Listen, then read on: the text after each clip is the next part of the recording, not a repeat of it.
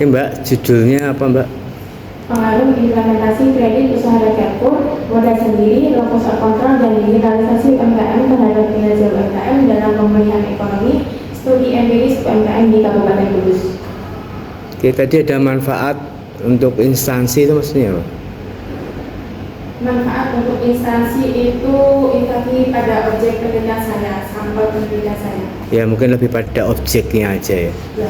Memberikan manfaat pada objek penelitian atau UMKM, pelaku UMKM.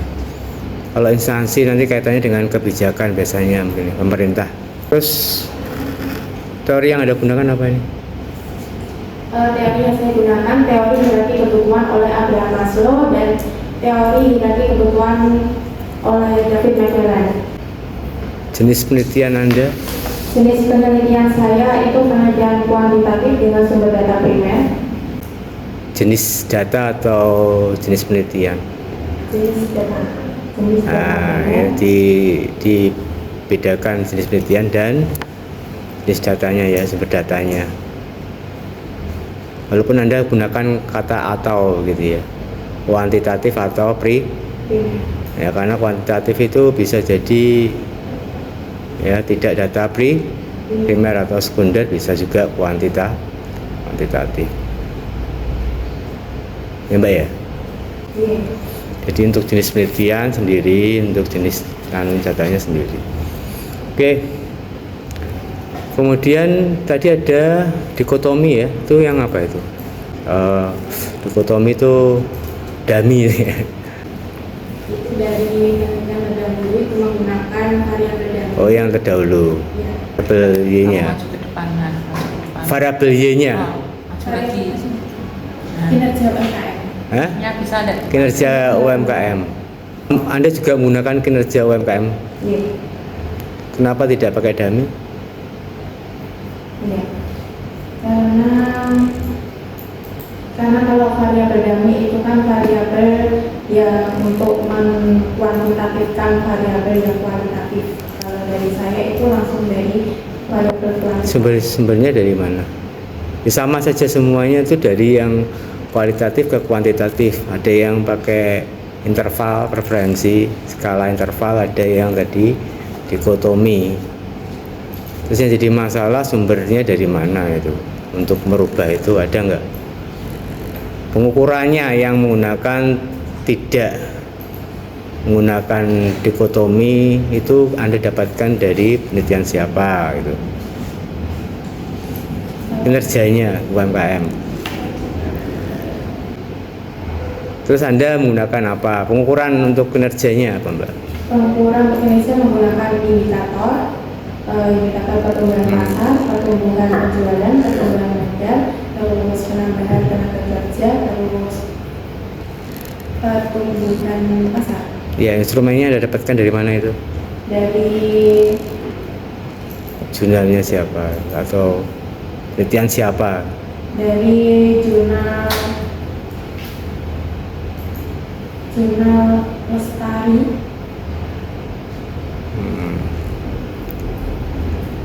Oke. Terus kemudian pakai regresi linear berganda berarti ya. Untuk analisis datanya apa saja yang dilakukan? Yang pertama, Analisis data, uji statistik deskriptif. ya, apa saja yang Anda lakukan itu? Uji statistik deskriptif itu untuk mendeskripsikan data, nilai minimum, nilai maksimum, standar depresiasi, sama nilai rata-rata.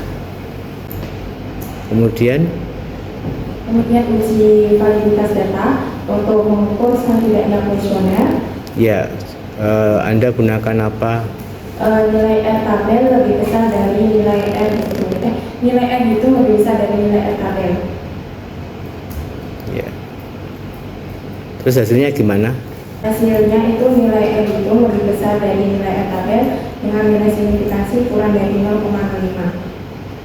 Kemudian Uji reliabilitas untuk mengukur konsistensi pada pengamatan yang sama, menghasilkan data yang sama, diukur dengan nilai convex alpha lebih dari 0,6. 0,6 sumbernya dari mana?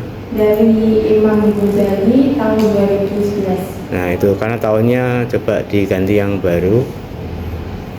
Nur Laili dulu kan sebenarnya, sekarang sudah ada yang baru 0,7 ya. Tapi kan nggak masalah ya mungkin ya. Masalah nggak itu nanti? Enggak. Masih jauh dari itu ya. Kalau 0,7 itu ada satu variabel yang masih kurang. Nah iya, itu masalah ya. Cuma kalau dilihat kan nggak enak itu ya. Oke. Kemudian apa lagi Mbak? Kemudian uji normalitas untuk menguji model regresi normal atau tidak. Anda menggunakan apa itu? Kalau Kolmogorov Smirnov, Kriteria penilaiannya apa? nilai signifikansi lebih dari 0,5. Maksudnya gimana itu? Tahu maksudnya nggak? 0,05 itu maksudnya apa?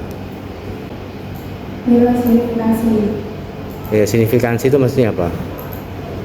Signifikan. Ya, maksudnya pengaruhnya cukup besar dari 0,05 itu maksudnya batasan apa itu? batasan error. Ya, error. Oke. Selanjutnya, Uji multikoliniaritas. itu untuk menguji apa? Uji multikoliniaritas untuk menguji model regresi memiliki korelasi dengan variabel E. Diukur dengan nilai toleransi lebih dari 0,1 dengan nilai VIF kurang dari 10. Kemudian, Uji heteroskedastisitas itu merupakan uji yang digunakan untuk mengukur model regresi memiliki ketidaksamaan varian residual antara pengamatan satu ke pengamatan yang lain. Kalau di penelitian saya itu menggunakan uji Spermando dengan nilai signifikansi lebih dari 0,05. semua ujinya bagus ya? Semua uji asumsi klasiknya tidak ada masalah ya? Ya, ya. Oke. Kemudian melakukan uji apa lagi?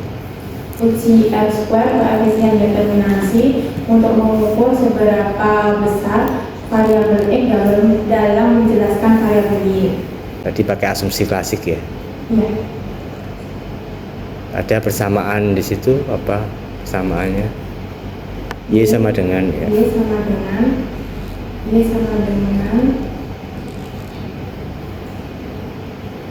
sama dengan 21, Enggak, rumusnya saja. Y sama dengan Konstanta alfa konstanta plus plus beta 1 x1 plus beta 2 x2 plus beta 3 x3 plus beta 4 x4 plus E. kembali ke sebelumnya ya. Locus of control itu apa Mbak? Locus of control itu merupakan keyakinan seorang individu bahwa dalam dirinya itu memiliki potensi besar untuk menentukan hasilnya sendiri, tidak terpengaruh oleh faktor lingkungan. Dari mana tuh pendapat itu? Dari Darmawan Ahmad. Darmawan Ahmad. Terus pengukurannya pakai indikator? Pengukurannya menggunakan indikator kemampuan, minat, usaha, nasib, terus sosial ekonomi sama pengaruh orang lain. Kecenderungannya ke mana kalau misalkan hasilnya bagus? Kan ada internal, ada eksternal. Kalau hasilnya bagus itu kecenderungannya ke internal, di mana eksternal itu cuma. Terus logikanya gimana kok berpengaruh positif dibungkam dengan teori hierarki ya kebutuhan?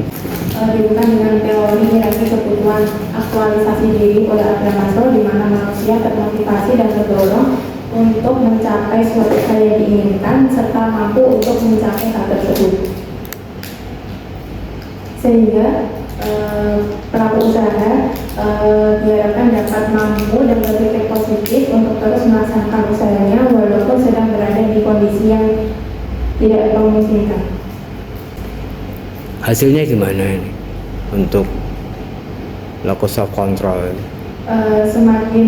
semakin besar pengaruh lokus kontra, maka akan semakin besar pula kinerja UMKM yang dihasilkan. Signifikan ya. Itu pengambilan keputusannya bagaimana untuk signifikansinya? Uji T itu ya. Nilai T itu lebih besar dari nilai T tabel dan nilai signifikansi kurang dari 0,5. Nilai hitung lebih besar dari nilai T tabel dengan nilai signifikansi kurang dari 0,05. Ya. Untuk T hitung T tabel itu maksudnya T tabel yang mana? Kan ada dua ya, yaitu untuk bantel dan tutil ya. Anda harus jelaskan di dalam deskripsi Anda. Di tabel itu ada bantel tutil yang mana itu? Iya, bantel. Kita kembali lagi ke koefisien determinasi. Hasilnya itu 48%. 48%. Maksudnya apa tadi? Ulangi lagi. Jelaskan mengenai variabel Anda. Jadi menerangkannya dengan variabel yang Anda pakai. Variabel dalam penelitian saya itu pengaruh implementasi kredit usaha Dekatpur, modal sendiri, lokus kontrol, dan digitalisasi UMKM dengan nilai R² 48%, sehingga masih terdapat 52% variabel lain yang mempengaruhi kinerja UMKM. Sehingga masih ada variabel lain berapa persen? 52.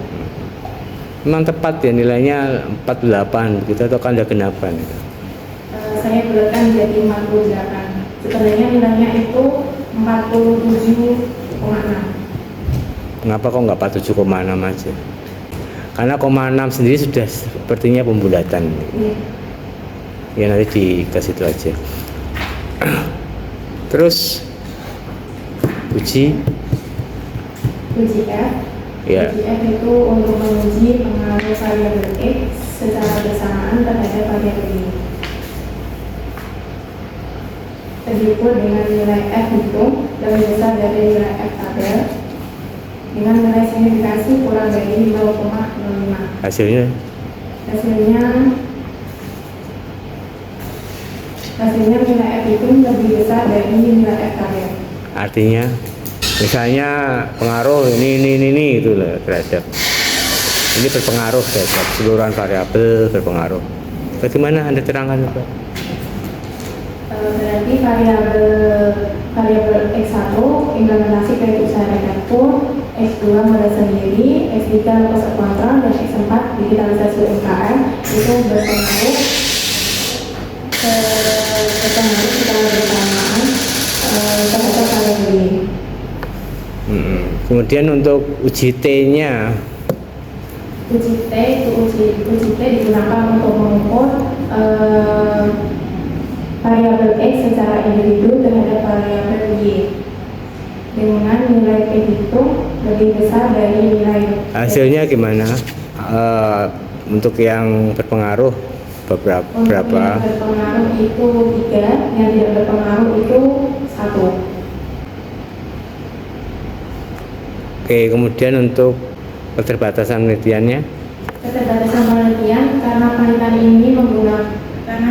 ini variabel independennya implementasi kredit usaha Dekatpur, modal sendiri, digitalisasi UMKM dengan nilai R² 48%, masih ada banyak variabel lain yang mempengaruhi sebesar 52%.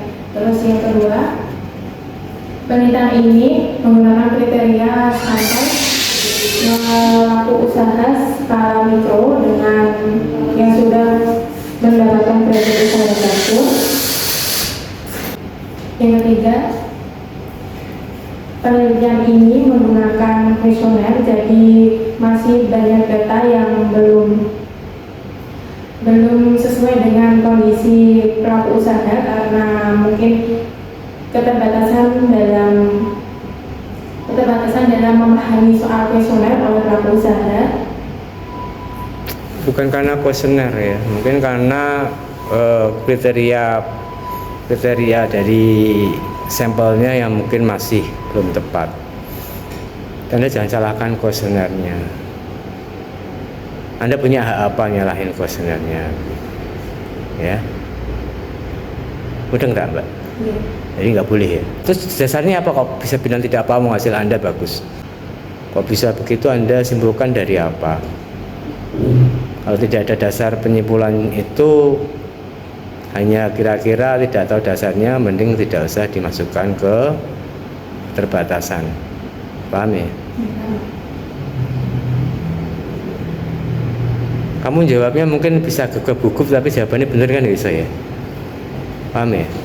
Jadi kita tidak bisa melihat itu tanpa melihat data yang Anda temukan, kecuali Anda bisa menjelaskan dengan data yang Anda temukan. Tapi saya sekilas pandang gitu, sekilas dengar itu saya nyimpulkan bahwa saran itu nggak penting lah.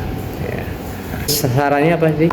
Sarannya untuk penelitian selanjutnya diharapkan itu menambah variabel lain seperti kualitas SDM, terus garansi pemasaran sama lokasi usaha.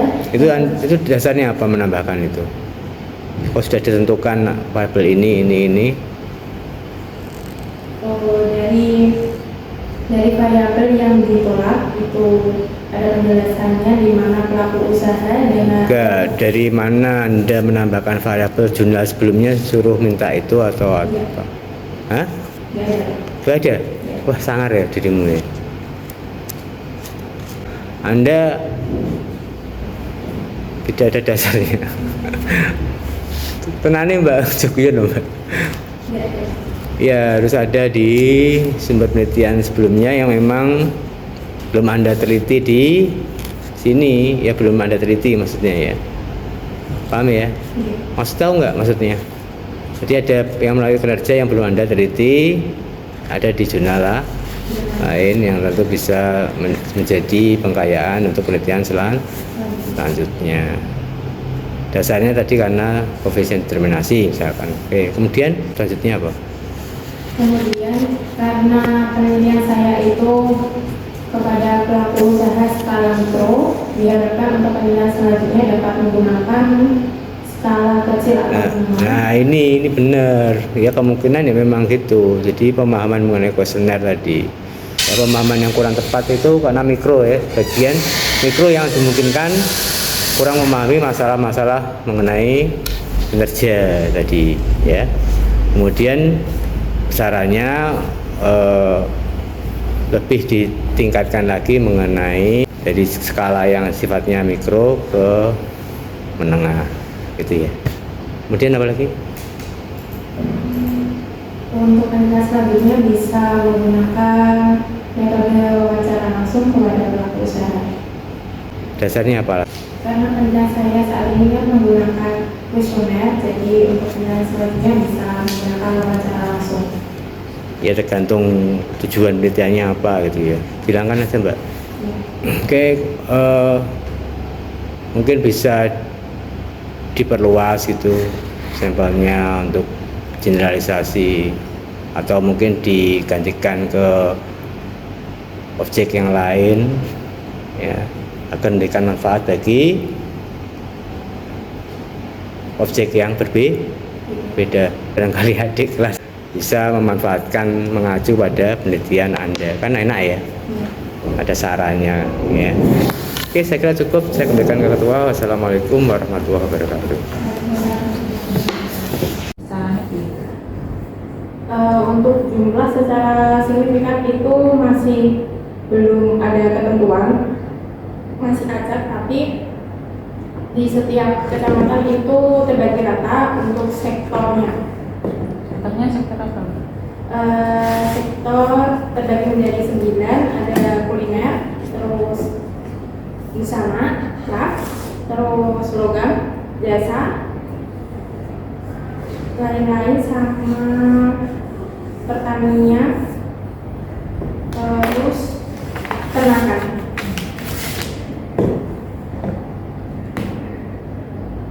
Ini yang sektornya sama jenis barang dagangannya beda atau tidak? Kalau di kuesioner itu jenis barang dagangnya beda, cuman kalau di skripsi saya masukkan ke dalam kategori sektor usaha. Tapi saya, nah, berarti ini yang belum ada di gambaran objek penelitian. Berarti di 9 kecamatan sama sektor usahanya belum nampak ya. Terus Mbak, 9 kecamatan tadi sudah lengkap sektornya ya? Sudah lengkap sektornya. Terus hasilmu bagaimana Mbak? Hasil penelitian uji T itu yang diterima 3, yang ditolak 1. Yang diterima 3, yang ditolak 1. Saudara melihat diterima dan ditolaknya beliau dari mana? Dari nilai T hitung. Coba jelaskan semuanya dari Variabel pertama. variabel yang pertama. 1. Pengaruh implementasi kredit usaha rakyat KUR terhadap kinerja UMKM. Berdasarkan hasil uji T, nilai T hitung lebih besar dari nilai T tabel dengan nilai signifikansi kurang dari 0,05, maka disimpulkan hipotesis diterima. Implementasi kredit usaha rakyat KUR berpengaruh positif terhadap kinerja UMKM. Berdasarkan teori hierarki kebutuhan akan fisiologis oleh Abraham Maslow, di mana manusia itu harus memenuhi kebutuhan fisik paling utama seperti sandang, pangan, dan papan. Dihubungkan dengan teori tersebut, implementasi kredit usaha rakyat KUR itu merupakan faktor eksternal yang mempengaruhi kinerja UMKM. Hasil penelitian ini selaras dengan penelitian Triawan dan Kusnawan, Marfuan dan Hertian.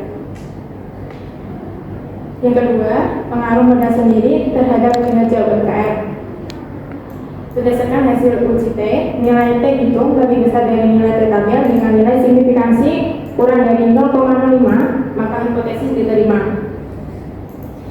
Modal sendiri berpengaruh positif terhadap kinerja UMKM. Berdasarkan penelitian ini didasari oleh teori hierarki kebutuhan fisiologis oleh Abraham Maslow, di mana manusia itu terdorong untuk memenuhi kebutuhan fisik paling utama seperti sandang, pangan, dan papan. Dengan teori tersebut dihubungkan, maka modal sendiri termasuk faktor internal yang mempengaruhi kinerja UMKM. Hasil penelitian ini selaras dengan penelitian Triawan dan Kusnawan, Marfuan dan Hertian. Yang ketiga, pengaruh locus of control terhadap kinerja UMKM. Berdasarkan hasil uji T, nilai T itu lebih besar dari nilai T tabel dengan nilai signifikansi kurang dari 0,05, maka hipotesis diterima. Locus of control berpengaruh positif terhadap kinerja UMKM. Hasil penelitian ini selaras dengan teori hierarki kebutuhan aktualisasi diri oleh Abraham Maslow, di mana manusia terdorong untuk mencapai suatu hal yang diinginkan serta mampu untuk mencapai hal tersebut. Dihubungkan dengan teori tersebut, maka locus of control itu termasuk faktor internal dan eksternal yang mempengaruhi kinerja UMKM. Hasil penelitian ini selaras dengan penelitian Darmawan Ahmad. Yang keempat, digitalisasi UMKM terhadap kinerja UMKM. Berdasarkan hasil uji T hitung kurang dari T tabel dengan nilai signifikansi kurang dari 0,05, maka hipotesis ditolak. Digitalisasi UMKM berpengaruh negatif terhadap kinerja UMKM.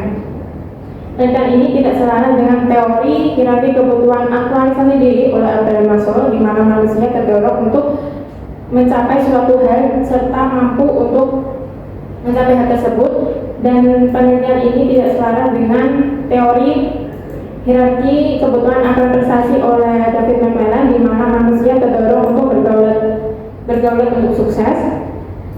Dikarenakan, satu, pelaku usaha hanya memanfaatkan platform digital untuk mengupload produk saja tanpa memaksimalkan penuh digitalisasi tersebut. Yang kedua, pelaku usaha yang memanfaatkan aplikasi digital dengan aplikasi layanan pesan antar justru mengalami penurunan penjualan karena harga beban ongkos kirim lebih besar daripada harga jual, sehingga pembeli enggan untuk melakukan transaksi lewat aplikasi layanan pesan antar. Yang ketiga, pelaku usaha yang memanfaatkan aplikasi keuangan digital menganggap hal tersebut menyusahkan dan rumit, padahal aplikasi keuangan digital dapat memudahkan pelaku usaha dalam pemantauan transaksi secara real time dimanapun dan kapanpun. Yang keempat, pelaku usaha yang memanfaatkan e-commerce tidak langsung mendapatkan uang atas hasil penjualan, dan platform digital tersebut juga memberikan kewenangan langsung kepada pembeli untuk melakukan pembatalan pembelian, sehingga pelaku usaha tidak hanya lama untuk mendapatkan uang hasil penjualan, tetapi juga dihadapkan pada risiko pembatalan pembelian. Kinerja kamu ukur dengan apa? Kinerja diukur dengan indikator pertumbuhan pasar, pertumbuhan penjualan, pertumbuhan keuntungan, sama penambahan tenaga kerja. Ada tambahan?